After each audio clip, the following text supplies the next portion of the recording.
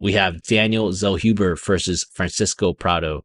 Daniel Zellhuber, 14-1, 4-1 in his last five. He's coming off of a Anaconda choke submission victory over Cristian Gallegos. Francisco Prado, 12-1. He is 4-1 his last five, coming off that KO victory over Otman Azaitar. Odds for this fight right now, Daniel Zellhuber is minus 260, opened up at a minus 450. So interesting odds and line movement there. Alex, what do you think about Zellhuber versus Prado here?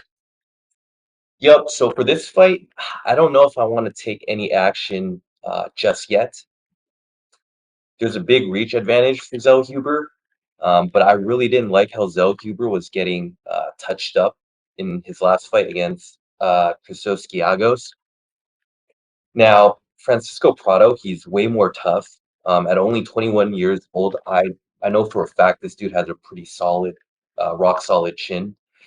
Um, so for Prado to win, he'll need to slide into the pocket and capitalize on those, opportunities.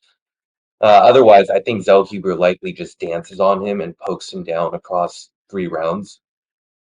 I think the volume edge definitely goes to Zellhuber, but Prado, I think, throws much harder. From the tape I've watched, Prado doesn't seem to have, very slick methods of sliding into range. I think he was definitely, having a tough time against Jamie Mullarkey in his UFC debut. I think Prado just did very well against a similar, like short, stocky fighter like Admin Azaitar, and so I just don't know how he's going to do against this tall, lanky guy. So I think that's a very important piece to consider. So I'm leaning Zellhuber, but we'll see as the week goes on if I take any action on that. Yeah. I'm actually leaning Zellhuber too. I think that he's actually a good all around prospect. Good rangy striking, nice stiff jab, able to work in smooth combos with that jab and especially that head kick. Does that combo pretty well.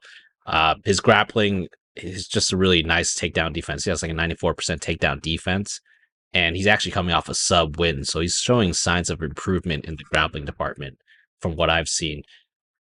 The last few weeks he's been training Mexico City, so he should be good in terms of the cardio. Prado, good power in his shots. We saw that knockout finish. I mean, this guy has some good power, nice head kick as well. He does keep his chin a little unprotected, and his head movement isn't there for me. He kind of stays at a center line a little too much. I think that he is good in the clinch and can hold people there.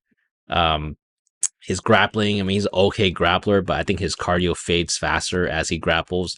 We can kind of just check out that, although it's on short notice, we can check out the Jamie Larkey fight. He was taken out 3 out of 4 times in his UFC debut and was controlled for about 4 minutes. So that fight really kind of showed him that he needs to, I think, level up his grappling game.